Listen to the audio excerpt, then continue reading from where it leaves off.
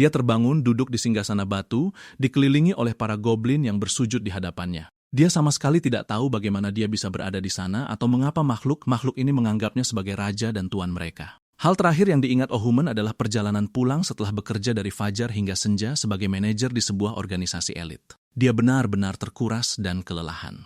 Beruntungnya, matanya tertuju pada sebuah kursi kosong yang langsung didudukinya tanpa berpikir panjang. Saat naik kereta bawah tanah untuk pulang, memejamkan mata dan tidur sejenak sepertinya bukan ide yang buruk. Atau setidaknya itulah yang dipikirkan Hyunman tepat sebelum dia mendapati dirinya berada di dalam sarang yang gelap gulita dan duduk di singgasana batu yang sangat tidak nyaman.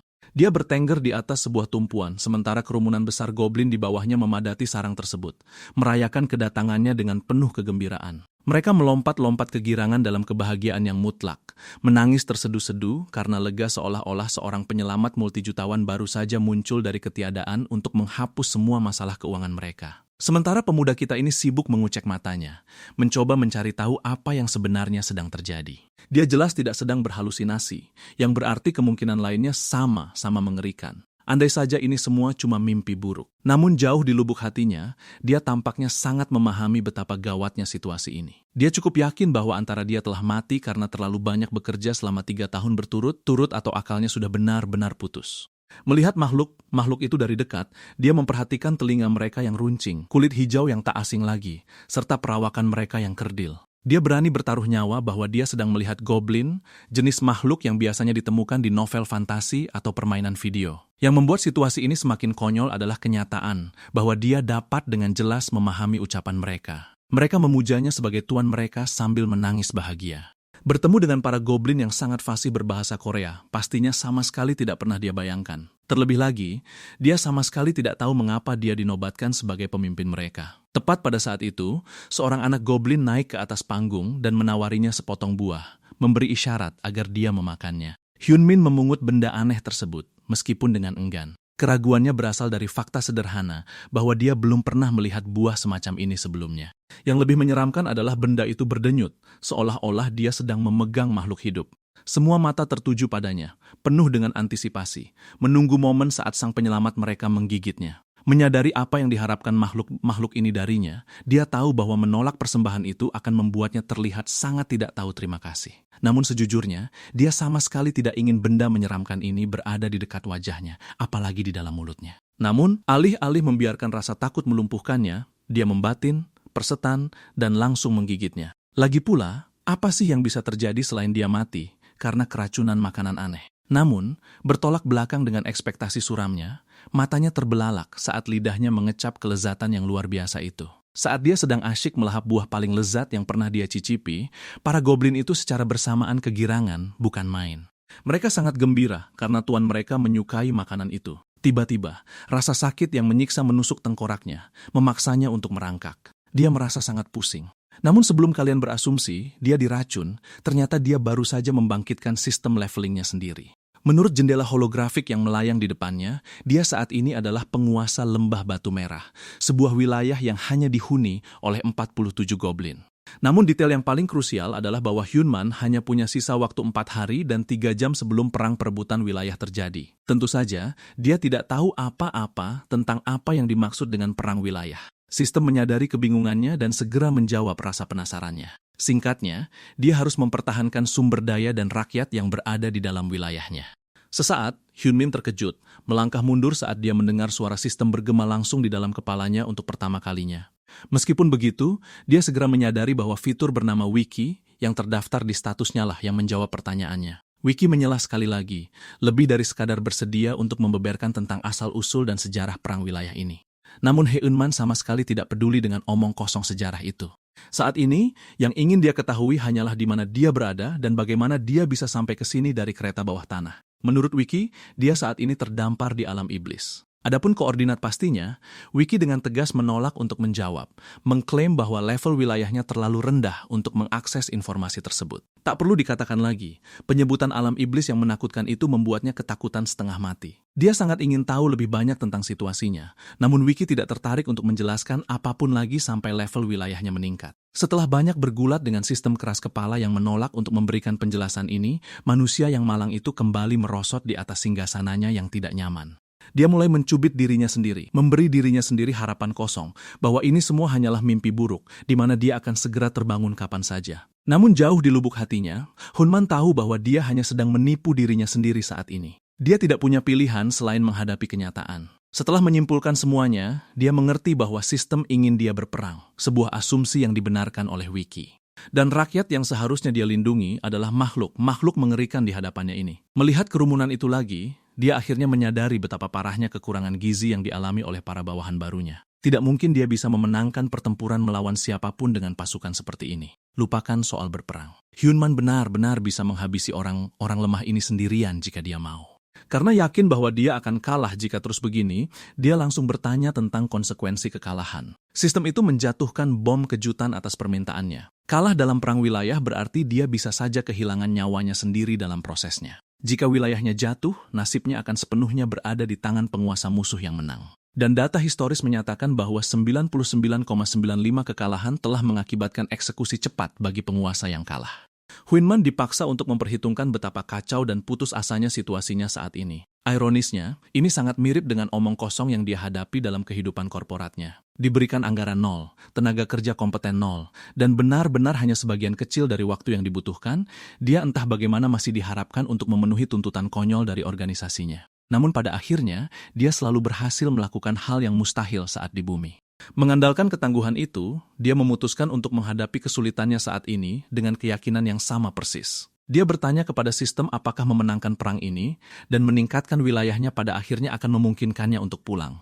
Mengejutkannya, sistem merespon secara positif. Nah, itulah omong kosong yang ditunggu-tunggu oleh pemuda kita ini. Tiba-tiba, dia tidak peduli betapa rendahnya peluangnya untuk menang. Dia berdiri dan segera mulai memutar otak, siap mempersiapkan pertempuran yang sudah di depan mata dan hanya tinggal 4 hari lagi. Dia telah membulatkan tekadnya. Dia akan segera keluar dari tempat ini. Hanya 4 hari. Itu waktu yang lebih dari cukup baginya untuk mencari tahu bagaimana cara mengatasi kekacauan yang akan datang ini. Pada usia 33 tahun, Hunman telah mendapatkan gelar manajer termuda di organisasinya, dan dia juga berada di jalur yang tepat untuk menjadi eksekutif termudanya. Semua pencapaian yang diraihnya ini tentu ada alasannya. Dia tahu betul kekuatan besar dari kerja lembur. Keyakinan utamanya adalah bahwa kerja lembur dapat membuat yang mustahil menjadi mungkin. Jadi para goblin ini sebaiknya mempersiapkan mental mereka, karena waktu bagi mereka untuk benar-benar lembur telah tiba. Menyusuri ngarai tempat mereka berada saat ini, Hunman menyadari bahwa pintu masuknya sempit, tetapi semakin ke dalam semakin melebar. Tata letak geologis ini hanya membuat pekerjaannya lebih sulit, karena medan seperti ini tidak terlalu ideal untuk pertahanan. Ketika dia meminta ide dari kelompoknya, para goblin bodoh itu sama sekali tidak bisa menyumbangkan ide, dan wiki sistem itu dengan tegas menolak untuk menjawab. Ya, terserahlah. Lagi pula, Heumann sebenarnya tidak pernah meminta saran taktis dari wiki bodoh itu. Dengan sedikit pilihan tersisa, dia memutuskan untuk mengajari makhluk. Makhluk tak tahu apa ini dasar-dasarnya sebelum maju ke strategi tingkat tinggi. Pertama dan terpenting, tujuan utama mereka adalah mencegah penyusup menerobos lorong sempit ini. Mereka harus mempertahankannya, bahkan jika itu harus mengorbankan nyawa mereka.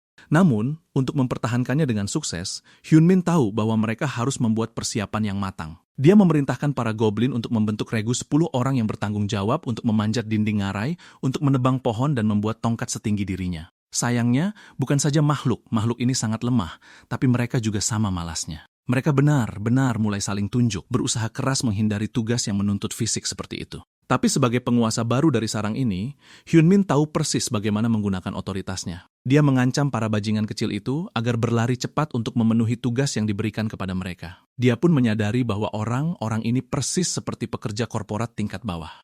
Mereka baru mau mendengar saat kau berteriak sekeras-kerasnya pada mereka. Dia kemudian menoleh ke sisa goblin lainnya, menugaskan 15 dari mereka untuk memanjat dinding ngarai dan menumpuk setiap batu yang bisa mereka temukan tepat di tepi tebing. Makhluk itu segera mulai merangkak naik. Sementara itu, sisa kawanannya diperintahkan untuk membantunya menggali lubang besar tepat di sebelah pintu masuk. Para goblin tidak menyia-nyiakan waktu sedetik pun. Mereka membenamkan tangan kosong ke dalam tanah untuk menggalinya. Bahkan jagoan kita terpaksa harus mengotori tangannya karena tidak ada sekop sama sekali, tapi tidak apa-apa. Dia sangat mengerti bahwa keadaan mendesak membutuhkan tindakan yang nekat.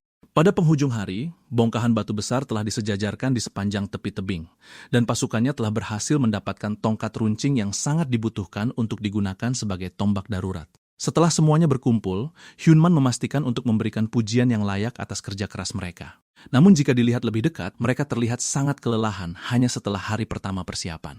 Kuku mereka patah, lutut mereka lecet, dan mereka dipenuhi lumpur dari ujung kepala sampai ujung kaki. Hal ini benar-benar membuat Hyunman mempertanyakan bagaimana mereka akan membuat kemajuan dengan kecepatan yang lambat seperti ini. Tepat pada saat itu, sistem memberikan Hyunman sebuah sifat baru yang disebut lembur. Sifat ini memungkinkan penduduk wilayahnya menjadi 15 lebih efisien, tidak mudah lapar, dan mengonsumsi lebih sedikit stamina. Hyunman sangat bersyukur atas peningkatan yang tepat waktu ini. Saat ini, meskipun bawahannya terlihat seperti hampir pingsan, dia tidak bisa membiarkan mereka berhenti. Meski begitu, untuk saat ini, dia memberi mereka waktu istirahat sejenak. Meskipun mereka telah bekerja keras sejak siang, mereka masih jauh dari kata siap. Kenyataannya, pekerjaan yang sesungguhnya bahkan belum dimulai. Untuk menyemangati pasukannya yang terlihat lesu, dia menasihati mereka tentang esensi sebenarnya dari kerja lembur. Lembur, jelasnya, adalah proses penting di mana kalian mempersiapkan diri untuk mengatasi masalah hari esok, sementara orang lain tertidur lelap. Saat ini, bekerja lembur mungkin terasa seperti hukuman mati, tapi dia meyakinkan mereka bahwa setiap tetes keringat yang mereka keluarkan hari ini akan menyelamatkan nyawa mereka dari pertumpahan darah di perang wilayah yang akan datang. Hyunman mengangkat tombaknya tinggi-tinggi, dan dengan suaranya yang bergema di seluruh ngarai, dia memerintahkan para goblin untuk meneriakkan kata lembur dengan lantang. Para goblin yang awalnya takut pun ikut meneriakkannya. Rasa lelah dan khawatir yang menyelimuti wajah mereka menguap begitu saja. Sayangnya, energi ala 300 parta itu hanya bertahan beberapa menit sebelum semuanya kehabisan tenaga, tersungkur ke tanah dalam keadaan sangat kelelahan. Hyunman menyadari bahwa menang hanyalah angan-angan belaka kalau terus begini, terutama mengingat kondisi pasukannya yang menyedihkan. Benar-benar konyol melihat para gembel ini memegang pisau berkarat dan batu acak sebagai senjata pilihan mereka. Karena dia kekurangan kekuatan fisik, dia harus beralih ke pendekatan yang lebih strategis untuk menutupi kekurangan pasukannya. Satu-satunya harapan adalah bahwa musuh yang akan mereka hadapi juga merupakan suku goblin, yang hampir menjamin bahwa lawan tidak akan memiliki perlengkapan yang canggih juga. Karena pada dasarnya goblin itu bodoh, kemenangan tidak akan bergantung pada siapa yang memiliki senjata lebih baik, melainkan siapa yang menggunakan senjatanya dengan lebih baik. Dia teringat kata-kata emas dari seorang pemimpin sebuah kelompok di kehidupan masa lalunya. Semasa di bumi, dia telah belajar bahwa teks-teks militer kuno seringkali mengandung banyak kebijaksanaan yang dapat diterapkan pada manajemen bisnis. Untuk mencari ide, Hyunman biasa menghabiskan waktu luangnya dengan membaca buku yang berkaitan dengan seni berperang. Dari teks-teks tersebut, dia belajar bahwa cara paling efektif untuk bertarung dalam pertempuran infanteri adalah dengan membariskan pasukan bahu-membahu dan berbaris maju dengan tombak di tangan. Strategi yang sangat efektif dan terkenal ini dikenal sebagai formasi phalanx. Mengingat bahwa dia berhadapan dengan musuh yang IQ-nya sangat rendah, Hyunman yakin bahwa tiruan setengah matang dari formasi ini pun akan menyelesaikan masalah. Oleh karena itu, dia memerintahkan pasukannya yang buta huruf itu untuk berdiri dalam satu garis lurus yang panjang. Hyunman sangat kecewa. Tak satu pun dari makhluk itu yang mengerti apa yang dibicarakan oleh junjungan mereka. Sambil menghela napas, Hyunman menarik satu goblin dan menempatkannya secara fisik sebagai titik acuan. Dia kemudian menarik goblin lain tepat di sebelahnya, lalu yang lainnya lagi, dan seterusnya. Pada saat dia selesai, pasukan goblin yang tidak beradab itu benar-benar berdiri dengan cara yang sangat beradab dan disiplin. Dia mendemonstrasikan dengan tepat bagaimana cara memegang tombak dengan ujung menghadap ke depan dan bagaimana menusukkannya keluar saat mereka maju. Para goblin mencoba meniru junjungan mereka dengan saksama, tetapi satu goblin yang ceroboh tersandung kakinya sendiri dan benar-benar menghancurkan barisannya. Mata goblin malang itu berlinang air mata. Dia sangat takut mengecewakan tuannya seperti ini. Alih-alih mengamuk, Hyunman berjalan menghampiri goblin yang gemetaran itu dan dengan lembut menyemangatinya untuk mencoba lagi. Dia menunggu pasukan kembali ke formasi dan kemudian membuat mereka mengulang latihannya. Setelah mengumpulkan pengalaman di perusahaan selama bertahun-tahun di kehidupan lalunya, Hyunman mendapat sebuah pencerahan. Kecuali kau terlahir sebagai seorang jenius yang diberkati oleh 7 bintang, satu-satunya cara untuk mengungguli orang lain dalam tugas apapun adalah melalui latihan tanpa henti. Dengan mengulangi gerakan yang sama, persis secara terus-menerus, kau pasti bisa menguasainya. Maka dari itu, Hyunman menghabiskan sepanjang malam untuk melatih para goblin melalui berbagai cobaan yang melelahkan. Dia memperhatikan tangan mereka yang gemetar dan bahu mereka yang merosot.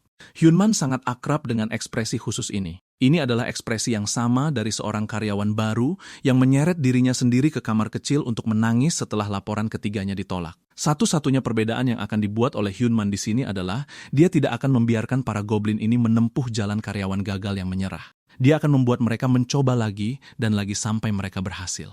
Para goblin yang malang itu menghabiskan sepanjang malam mereka untuk melatih formasi tersebut. Bahkan saat fajar mulai menyingsing di ufuk timur, makhluk yang kelelahan itu diperintahkan dengan tegas untuk berdiri tegak dan melanjutkan pengulangan. Setiap kali mereka gagal, mereka dihukum dengan mengulang gerakan yang sama 10 kali lagi. Tepat pada saat itu, seorang anak goblin berjalan menghampiri jagoan kita. Dia jelas ingin mengutarakan isi pikirannya, tetapi dia terlihat ragu karena apa yang akan dia katakan selanjutnya sangatlah mengerikan. Anak itu secara sukarela menawarkan dirinya sebagai makanan musuh agar perang dapat dibatalkan dan nyawa yang tidak bersalah dapat diselamatkan. Kau tahu, ini adalah tradisi goblin yang kejam. Jika sebuah suku menyerahkan setidaknya 3 anak-anak sebagai tumbal, mereka tidak perlu berperang. Anak itu tidak keberatan menjadi tumbal. Dia hanya merasa senang dengan pemikiran bahwa tuannya akan dapat bertahan hidup, bahkan jika itu mengorbankan nyawa anak-anak. Tentu saja, Hyunman sangat marah. Dia menolak untuk memikirkan ide mengorbankan anak hanya untuk mengimbangi ketidakmampuan pasukannya. Dia memanggil seluruh suku, mempertanyakan dengan lantang apakah mereka benar-benar merasa bahagia menyerahkan anak mereka sendiri sebagai camilan siang.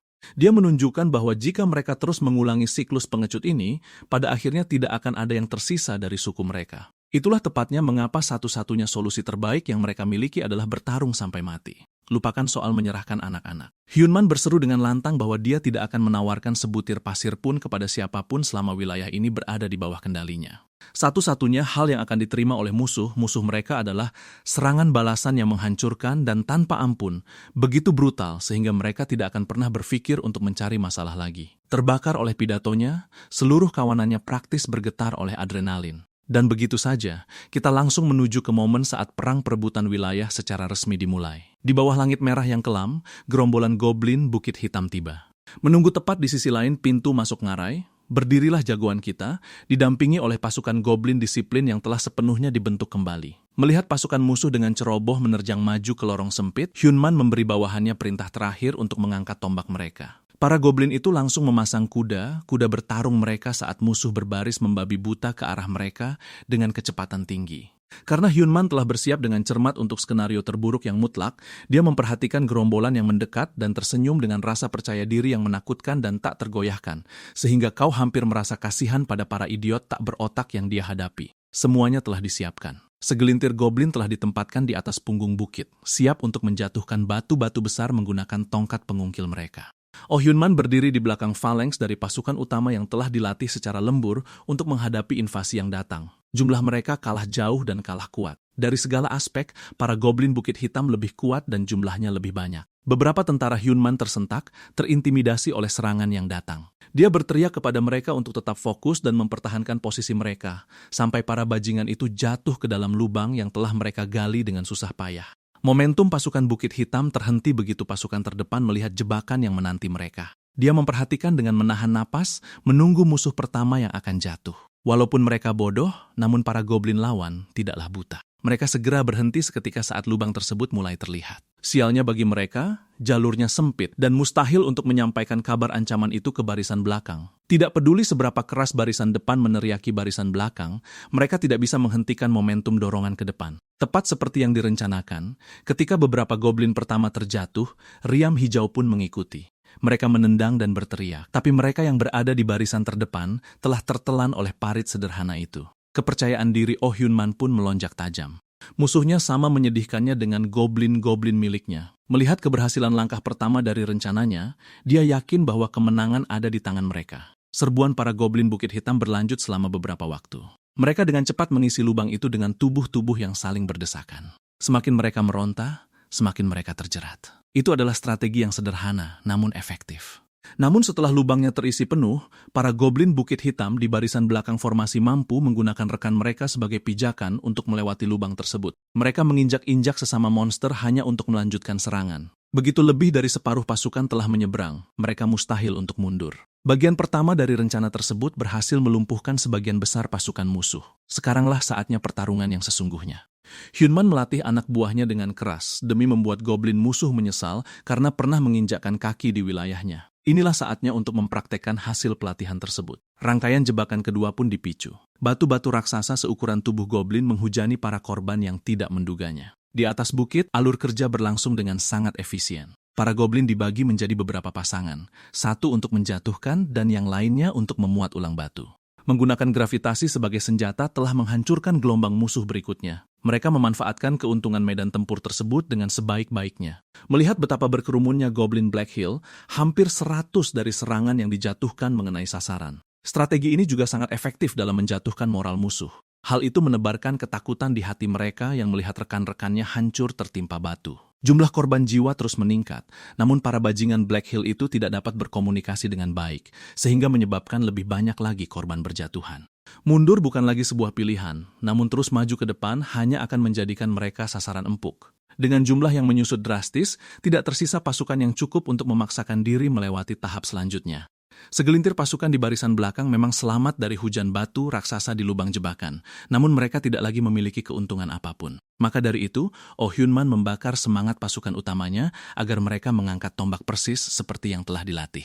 Sembari mengumpulkan momentum, mereka maju menuju celah sempit itu dan mulai menusuk musuh. Orang-orang bodoh Black Hill itu pada dasarnya tengah berlari menuju kematian mereka sendiri. Beberapa prajurit yang goyah merasa mual. Mereka belum pernah membunuh sesama goblin sebelumnya. Disitulah peran Hyun-man untuk menyadarkan mereka dari rasa terkejut dan kembali mengingat pelatihan mereka. Tarik mundur, tusuk, ulangi.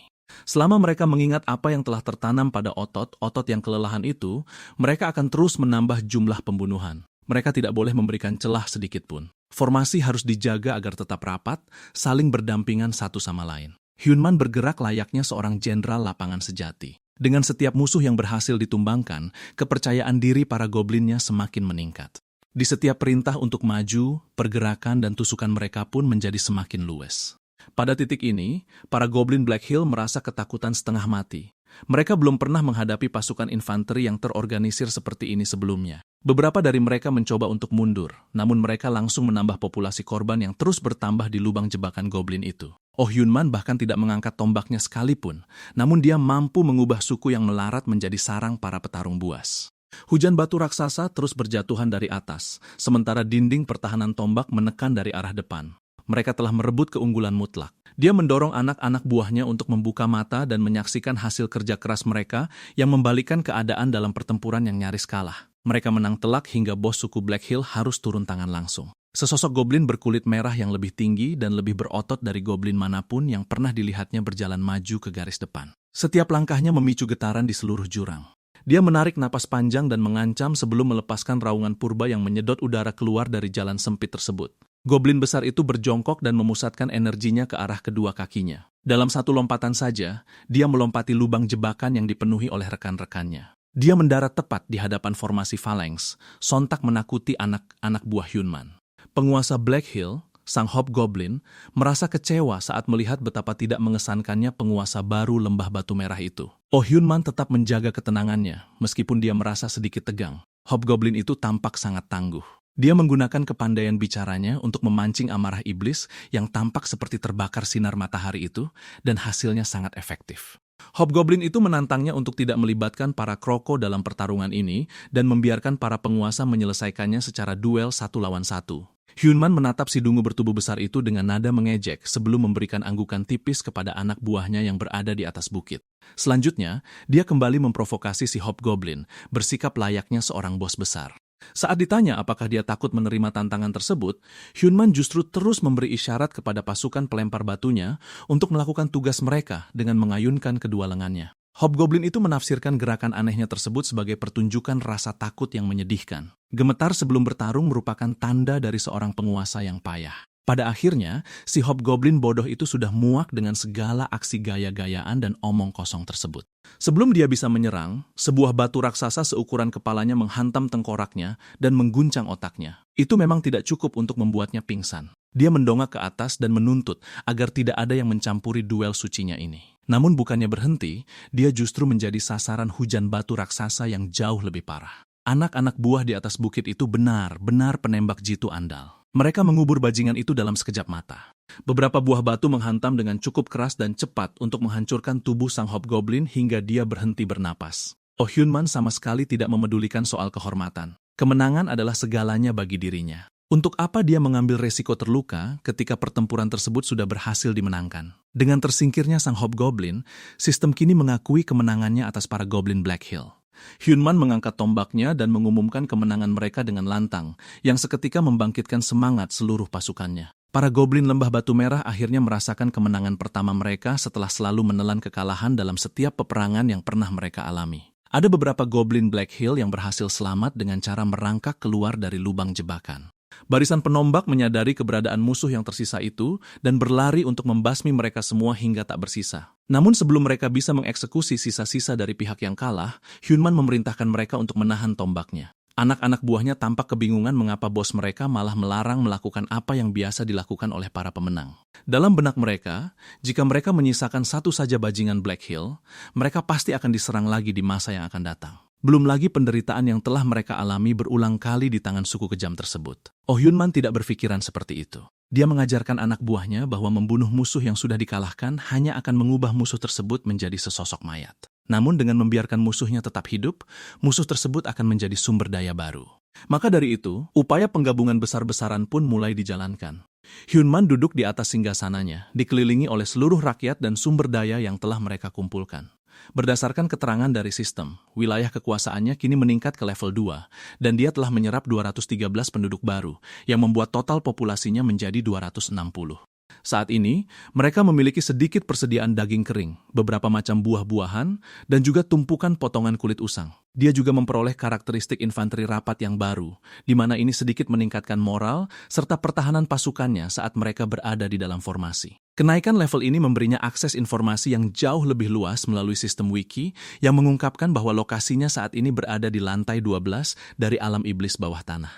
Kini ada lebih dari 200 ekor goblin yang harus diberi makan, namun sangat sedikit makanan yang tersedia untuk hal tersebut. Angka-angka ini tampaknya tidak terlalu menjanjikan. Jika terus begini, maka hanya menunggu waktu saja sebelum semua orang di sana mati akibat kelaparan. Memulai aktivitas bertani tentunya akan menjadi solusi yang ideal, namun menurut penjelasan dari wiki, sistem pertanian biasa mustahil dilakukan di lantai 12 ini. Jika memang situasinya demikian, lalu dari mana datangnya buah-buahan bulat berwarna oranye tersebut? Dia pun menanyakan kepada para goblin yang ditawan itu dari mana mereka mendapatkan buah-buahan tersebut, namun hanya disambut dengan keheningan. Maka dia menegaskan bahwa mereka yang mampu menjawab pertanyaannya dengan benar akan dikecualikan dari daftar siksaan. Hampir dalam sekejap, mereka langsung mulai berkicau layaknya seekor burung. Mereka lalu mengakui bahwa ada sebuah pohon besar di dalam hutan yang menghasilkan buah tersebut. Mereka memanen hasil bumi yang tampak aneh itu secara diam di malam hari. Oleh sebab itu, Hyunman kemudian menunjuk 3 orang goblin secara acak dari pasukan kepercayaannya. Dan tidak seperti sebelumnya, kini mereka melangkah maju ke depan dengan sigap. Dia menugaskan mereka untuk memeriksa keadaan hutan yang dimaksudkan itu sekali sebelum waktu fajar tiba. Para goblin Black Hill yang tertangkap itu dengan ragu-ragu menyela dan memperingatkan bahwa mengutus seseorang secara sembarangan ke dalam hutan mungkin merupakan ide yang buruk. Mereka menjelaskan bahwa pohon raksasa itu dijaga oleh sesuatu. Belum ada yang benar melihat penjaga pepohonan. Mereka yang pernah melihatnya tidak pernah kembali hidup-hidup. Meski berisiko, mereka tetap harus mengawasi area itu demi buah-buahan yang menggiurkan ini. Dengan gelisah, para goblin yang terikat bertanya apakah mereka masih akan disiksa. Kalau diserahkan pada anak-anak lembah batu merah, mereka pasti senang menyiksa dan membunuh para perundung yang membuat hidup mereka seperti di neraka. Oh, Hyunman harus membungkam mereka dengan bertanya, mengapa mereka bisa memenangkan perang itu? Bukan karena mereka bertarung dengan hebat, bukan juga karena strategi yang matang. Mereka menang semata-mata karena beruntung. Tidak ada jaminan mereka akan beruntung lagi lain kali. Sampai pertempuran berikutnya, mereka harus bersiap lebih matang untuk segala kemungkinan. Dia hanya menggertak saat mengancam warga baru dengan siksaan. Daripada membuang waktu saling menyakiti, energi semua orang lebih baik dihabiskan untuk bekerja. Lewat kerja keras, mereka bisa bertahan hidup. 3 goblin yang terpilih untuk mengintai hutan maju dengan sangat hati-hati, merayap di tanah dan bergerak setenang mungkin. Ada serangga-serangga pengganggu di hutan lebat itu yang membuat pergerakan diam-diam jadi sangat sulit. Namun, mereka tetap bergerak di bawah perintah tegas sang tuan bahwa apapun yang mereka lihat, mereka tak boleh menyentuhnya. Tugas mereka hanya melihat, lihat, dan kembali. Setelah merangkak tanpa henti yang terasa berjam-jam, salah satu goblin melihat apa yang mereka cari di atas sana. Berjejer lebat menggantung di atas pohon adalah sekumpulan buah oranye yang matang. Butuh tekad kuat agar tak langsung merebutnya saat itu juga. Sambil mengamati pohon itu perlahan, cahaya bulan memperlihatkan pantulan terang di sekitar buah-buahan tersebut. Saat dilihat lebih dekat, seluruh pohon diselimuti oleh jaring tipis dan kuat milik suatu makhluk. Di bawahnya, mereka melihat beberapa lubang yang dikelilingi bercak merah. Satu goblin menyentuh noda itu dan mengendus cairan merah darah tersebut. Hanya dengan sekali endus, dia langsung memberi isyarat pada kedua temannya untuk mundur. Saat mereka merangkak mundur menjauhi zona bahaya, salah satu goblin melakukan kesalahan. Telinga panjangnya menyentuh salah satu jaring yang menjuntai. Sentuhan kecil itu sudah cukup untuk memperingatkan monster yang mengintai di kegelapan. Goblin malang itu ditarik ke atas pohon tanpa sempat melawan. Goblin yang tersisa menatap ngeri saat salah satu dari mereka dijadikan camilan tengah malam. Darah sesama goblin menambah bercak merah di tanah. Kini setelah ketahuan, yang bisa mereka lakukan hanyalah lari menyelamatkan diri. Kembali ke lembah batu merah, Hyunman terus menggali informasi dari bawahan barunya. Menurut mereka, berjalan ke utara akan berujung di area gurun. Mereka sebenarnya tidak punya kata untuk gurun, tapi mereka menggambarkan tanah yang terbuat dari pasir. Mengumpulkan informasi dengan cara ini butuh waktu sangat lama, tapi dia cukup banyak tahu tentang lantai 12 dunia iblis. Di sebelah kiri mereka ada lereng bukit, di sebelah kanan ada sungai yang berkelok. Di utara ada hutan dan dataran berpasir. Hyunman sekarang punya gambaran kasar tentang topografinya. Tepat saat itu, dua penyintas dari misi pengintaian berlari pulang, ketakutan dengan apa yang baru saja mereka alami. Napas mereka terengah-enggah saat menemui Tuan Hyunman. Mereka memberitahunya bahwa salah satu dari mereka diseret ke pohon dan dimakan monster misterius. Ketiganya sudah berusaha sehati-hati mungkin saat memantau, tapi mereka tetap ketahuan. Hyunman melihat sehelai benang sutra menempel pada salah satu anak buahnya dan langsung menyimpulkan semuanya. Menurut laporan mereka, jaring-jaring membalut pohon berbuah yang dikelilingi lubang berdarah di tanah. Jelas mereka berhadapan dengan laba-laba, dan bukan laba-laba rumahan biasa. Ukurannya pasti sangat besar. Hutan lebat membuat mereka rugi besar. Satu langkah salah, mereka bisa disergap. Skenario terburuknya, mereka tidak akan dapat makanan, dan mungkin akan kehilangan banyak goblin dalam prosesnya. Hyunman mendesah. Kenapa semuanya tak pernah mudah untuknya sekali saja? Jika ada cara lain untuk memberi makan rakyatnya, dia pasti menghindari jalan berbahaya itu, tapi tak ada pilihan lain. Maka dia memerintahkan semuanya untuk berkemas. Operasi hutan kini telah dimulai. Saat mereka bersiap pergi dari lembah batu merah, pengintai goblin malang itu sedang disantap oleh hewan berkaki 8 berbulu yang raksasa. Keparat ini begitu besar sampai bisa menelan seekor goblin hanya dengan satu tegukan menjijikkan. Oh, Hyunman sebaiknya bawa sandal raksasa untuk menghajar makhluk ini habis-habisan. Dengan sang penguasa goblin di depan, mereka mencapai tepi hutan tanpa hambatan. Mereka tiba di sini tanpa rencana penyerangan yang matang, tapi Hyunman sudah memikirkannya. Dia kira kehadiran mereka saja sudah cukup untuk menarik perhatian laba-laba itu, tapi para keparat berkaki panjang itu sangat jago main petak umpet. Dia butuh informasi lebih, tapi dia tak bisa begitu saja mengirim seseorang ke sana untuk menyerbu membabi buta. Persediaan mereka menipis sangat cepat karena lonjakan populasi yang tiba-tiba. Krisis makanan membuat semua orang gelisah dan memicu pertikaian di antara para goblin. Jika terus begini, mereka bisa mulai saling bunuh sebelum kelaparan memusnahkan mereka. Menunggu bukanlah solusi. Pembagian jatah makanan yang hemat cuma akan menahan mereka sebentar saja. Hyunman terus memeras otak mencari ide untuk menghadapi jaring laba-laba, tapi dia selalu buntu. Saat dia menguji seberapa kuat jaring itu menggunakan giginya, dia memergoki salah satu bayi goblin mencoba menyelinap ke hutan. Dia membentak goblin kecil itu, dan si bocah ketakutan saat dia mendekat. Hyunman sudah menetapkan tak ada yang boleh bertindak sendirian. Dia menyuruh bocah itu kembali ke kawanannya. Mereka kesini bukan untuk main-main, jadi yang bertugas menjaga anak harus mengawasi mereka. Parahnya lagi, awan menutupi langit sehingga malam jadi semakin gelap. Kilat menyambar dan guntur bergemuruh. Hujan mulai turun dengan deras. Untungnya, mereka menemukan gua di dekat situ, yang muat menampung semuanya untuk berteduh. Hyunman bahkan tak pernah menyangka hujan bisa turun di dunia iblis. Hujan deras itu juga turun bersama guntur dan kilat. Dia menguji reaksi jaring terhadap hujan, tapi ternyata percuma. Itu cuma bikin benang sutranya basah, tak lebih. Dia bergabung dengan gerombolan di dalam gua dan memeriksa apakah semuanya beres. Kalau semuanya aman, mereka harus menunggu di dalam gua sampai hujan reda. Para goblin berdiskusi di antara mereka dan akhirnya memutuskan untuk memberitahu sang tuan bahwa tidak semuanya beres.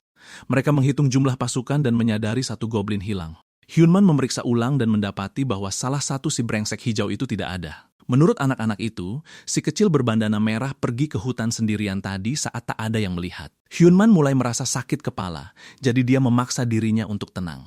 Mungkin dia harus mengirim beberapa goblin untuk mencari si kecil. Tapi dengan pola pikir goblin, mereka kemungkinan besar bakal memicu jaring-jaring itu dan mati. Si kecil punya kaki yang pendek. Dia tak mungkin pergi terlalu jauh. Hyunman mengambil salah satu tombak kayu tajam dan pergi mencari bocah nakal itu sendirian. Dia meyakinkan kawanannya kalau dia akan segera kembali, jadi mereka disuruh istirahat saja di dalam gua. Hujan terus turun dengan deras, membasahi sepatu, kaos kaki, dan pakaiannya. Dia baru sadar kalau dia sedang berjalan di hutan lebat di mana apapun bisa menyergap kapan saja. Bohong kalau dia bilang tak takut. Namun, dia percaya bahwa mengambil resiko saat krisis adalah ciri seorang pemimpin sejati. Mengikuti jalan setapak, dia menemukan jejak kaki kecil di tanah yang berlumpur. Dia mengikuti jejak itu sampai petir menyambar area di dekatnya, menghentikan langkahnya. Kemudian dia mendengar jeritan anak kecil dan melihat sesuatu yang tampak seperti kobaran api di mana petir menyambar tanah. Sambil menjaga tombaknya dalam posisi menyerang, dia mendekati area yang diterangi oleh api tersebut. Dari area yang terbakar, dia akhirnya menemukan si kerdil yang menangis kesakitan berlari ke arahnya. Bokong si kerdil terbakar oleh api yang tersulut dari sambaran petir itu. Hyunman membuang tombaknya ke samping dan menangkap pria kecil yang melompat ke arahnya itu. Si kerdil terus bergerak tak menentu. Kau tidak bisa menyalahkan si kecil. Bokongnya terbakar api. Untuk membuatnya berhenti meronta, Hyunmin mencelupkan bokong si kerdil ke dalam genangan air di dekatnya. Akhirnya, dia berhenti menggelepar dan pingsan sejenak karena syok. Ketika dia sadar, dia dimarahi habis-habisan oleh sang raja karena keluyuran sendirian dan membangkang perintah. Si kerdil menangis dan beralasan bahwa dia hanya ingin mencari buah untuk adik kecilnya. Bayi malang ini hanya ingin merawat adik kecilnya yang setiap hari menangis karena kelaparan. Hyunman mengerti maksud si kerdil, tapi dia harus paham bahwa apa yang dilakukannya sangat ceroboh dan berbahaya. Dia hampir saja mati, terbakar tadi. Bicara soal terbakar, Hyunman menyadari bahwa dia belum pernah melihat api sejak dia datang ke dunia iblis. Memanfaatkan kesempatan yang diberikan oleh langit kepadanya, dia mengorbankan setelannya, merobeknya, dan mengikatkan kain itu ke tombak kayunya. Mengabaikan perintah untuk tetap berada di gua, beberapa goblin memberanikan diri masuk ke hutan misterius demi mencari raja mereka. Mereka mendengar suara aneh di depan sana, jadi mereka mengikutinya. Mereka semua terlihat sangat ketakutan, tapi mereka terus melangkah demi menyelamatkan sang raja. Di tengah hutan lebat yang gelap, perhatian mereka tertuju pada cahaya terang yang menyala. Ketika mereka menyadari bahwa cahaya itu bergerak ke arah mereka, secara naluriah mereka mengangkat tombak kayu mereka ketakutan. Api itu terlalu terang dan panas. Mereka tidak sanggup untuk menyerangnya. Ketika mereka membuka mata dan melihatnya dengan jelas, para goblin yang cemas itu langsung berlutut. Pada saat itu, mereka menahan napas dan diliputi oleh rasa takjub yang tak pernah mereka rasakan sebelumnya. Api cemerlang yang menyala sendirian di kegelapan adalah pemandangan yang belum pernah mereka lihat. Sosok yang memegang api itu, raja sekaligus penyelamat mereka, terlihat seperti dewa yang turun ke dunia iblis. Hyunman baru saja memajukan teknologi mereka beberapa tingkat hanya dengan mengamankan api itu. Dia bingung saat melihat beberapa goblinnya tiba-tiba berlutut di hadapannya dalam perjalanan kembali ke gua. Dia ingin memarahi mereka, tapi kehadiran mereka di sini sebenarnya cukup menguntungkan. Hyunman mengeluarkan segenggam jaring laba-laba dari sakunya dan menunjukkan pada bawahannya betapa kuatnya api itu. Hanya satu percikan, hanya dengan sedikit sentuhan. Hanya itu yang dibutuhkan untuk membakar benang kuat ini menjadi abu. Para goblin itu tampak seolah-olah baru saja melihatnya melakukan keajaiban. Berkat si kerdil, mereka mendapatkan senjata yang ampuh untuk melawan laba-laba menyebalkan itu.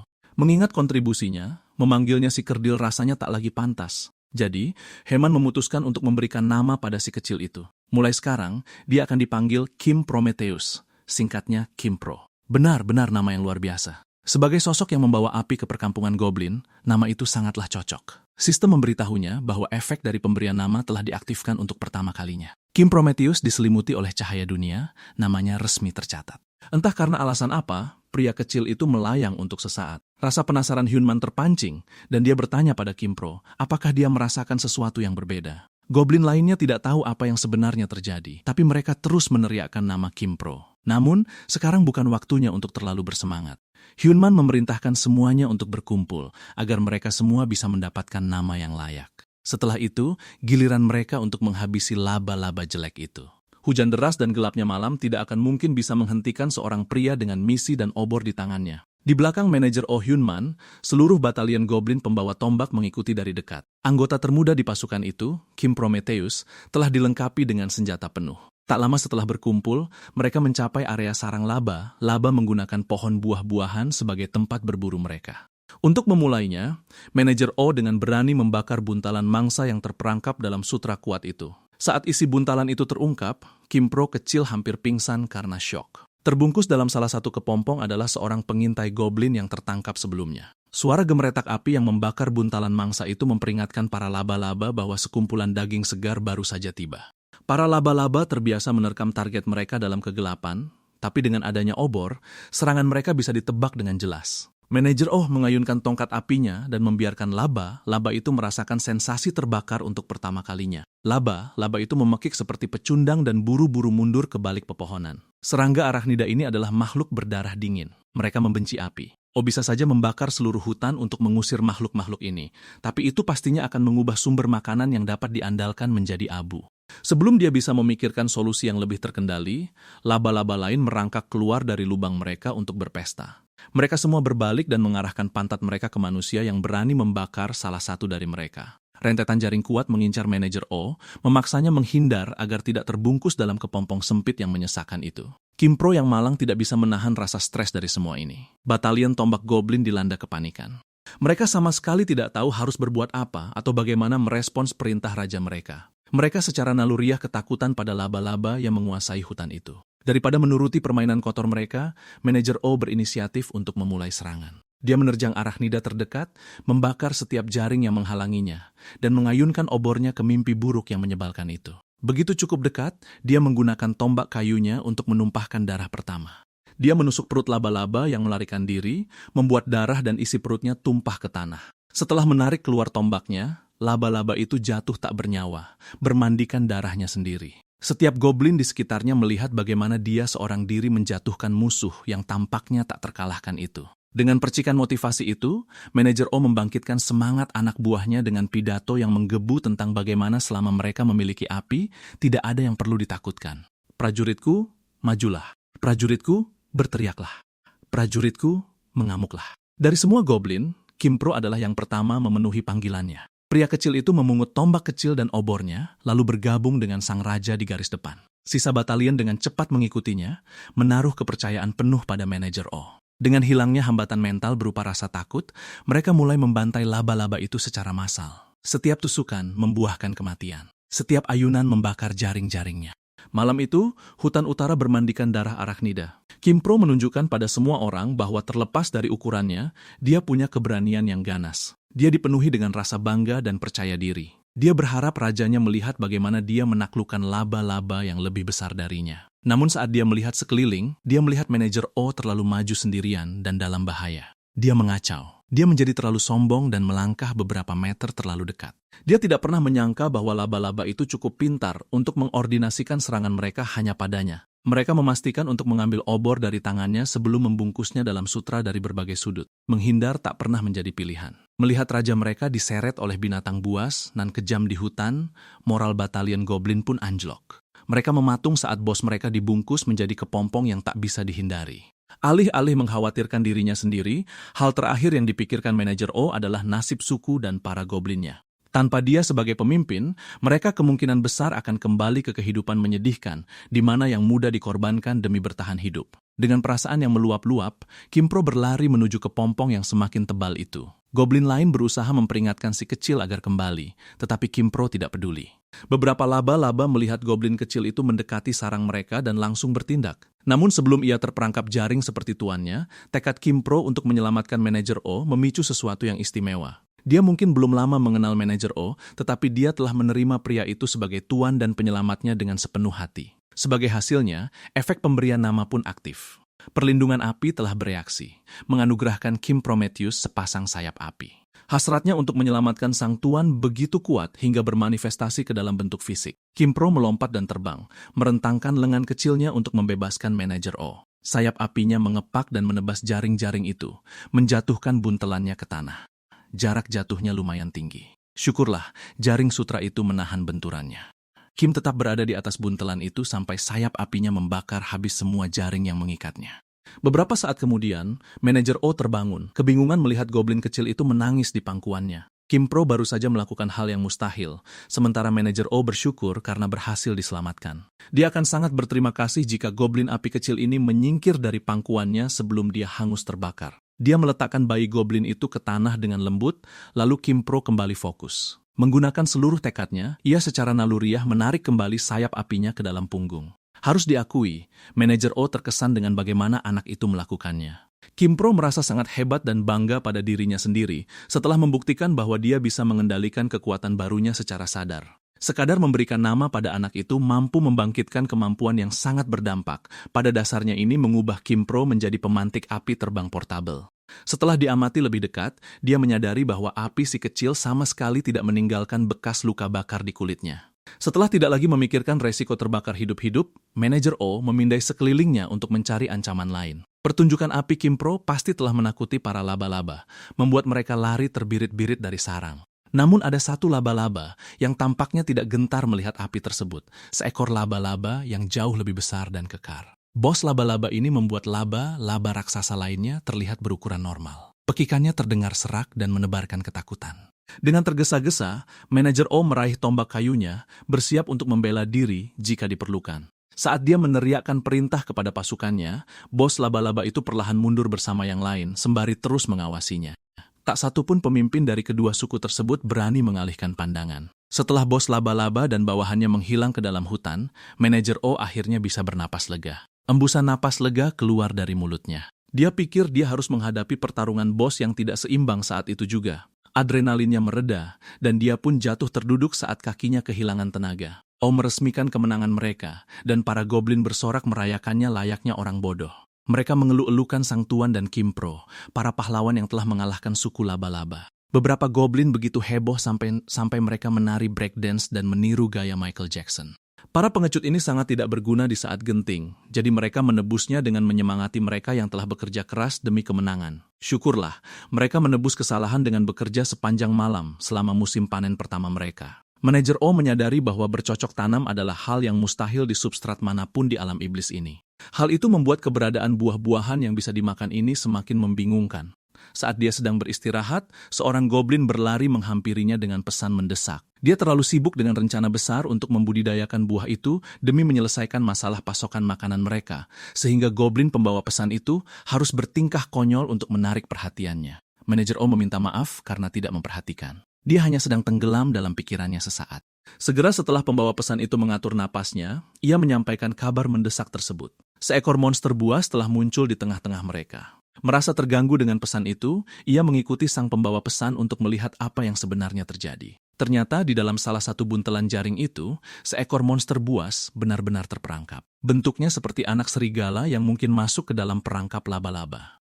Menurut para goblin yang bertugas membelah kepompong tersebut, anak anjing ini adalah satu-satunya yang selamat. Semua yang lain telah mati di dalamnya. O memuji pembawa pesan itu karena telah melakukan hal yang benar dan segera melapor kepadanya. Mulai sekarang, dia harus terus waspada dan melaporkan setiap kejadian. Manajer O akan mencatat kontribusinya saat tiba waktunya untuk penilaian kinerja. Alih-alih mendengarkan bosnya, si pembawa pesan malah membangkang, tidak bisa menahan diri karena lapar dan kebodohannya. Dengan tombak di tangannya, si pembawa pesan menerjang bayi serigala itu, begitu lapar akan dagingnya yang empuk dan tebal. O terpaksa menahan psikopat itu secara fisik agar tidak melakukan tindakan bodoh. Setelah memberi pembawa pesan yang kelaparan itu pukulan telak dan beberapa buah untuk dimakan, ia lanjut mengamati anak serigala yang sedang tertidur itu.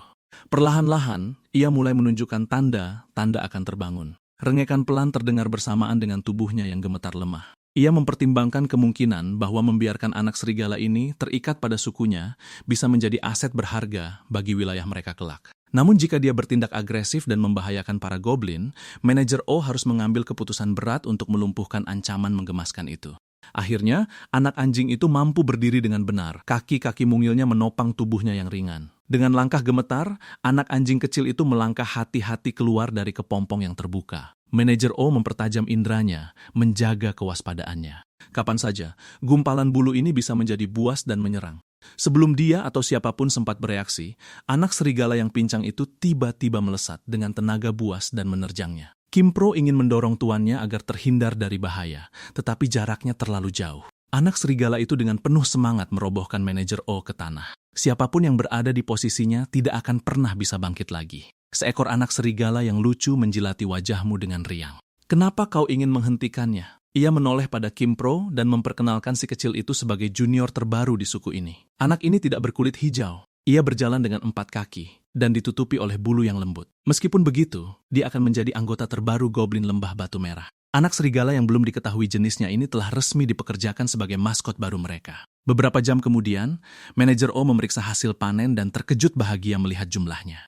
Dengan puluhan karung berisi buah-buahan yang bisa dimakan untuk mengisi kembali persediaan mereka, mereka tidak akan kelaparan untuk sementara waktu. Para goblinnya sangat menikmati setiap menit dari panen ini. Mereka belum pernah dikelilingi oleh makanan yang begitu melimpah sebelumnya. Mereka memuji sang tuan sebagai dewa di antara para pria, sementara anak serigala itu makan sepuas hatinya untuk mengisi tenaga. Operasi ini meyakinkan para goblin bahwa selama mereka mengikuti sang tuan, mereka tidak akan pernah merasakan kelaparan lagi. Dengan obor di tangannya, manajer O sibuk memikirkan langkah selanjutnya. Kimpro memanen sendiri satu karung penuh buah-buahan. Karena tak sabar ingin menerima pujian, dia berlarian di dalam hutan mencari sang tuan. Saat akhirnya dia menemukan manajer O, ia menghentikan langkahnya, merasa terkejut, bingung, dan ketakutan melihat apa yang sedang dilakukan sang penyelamat. Oh Hyunman menoleh pada si kecil seolah itu adalah hal yang biasa. Malahan, bagus juga Kimpro menemukannya. Sayap apinya pasti akan membuat tugas membakar hutan ini menjadi jauh lebih mudah dan cepat.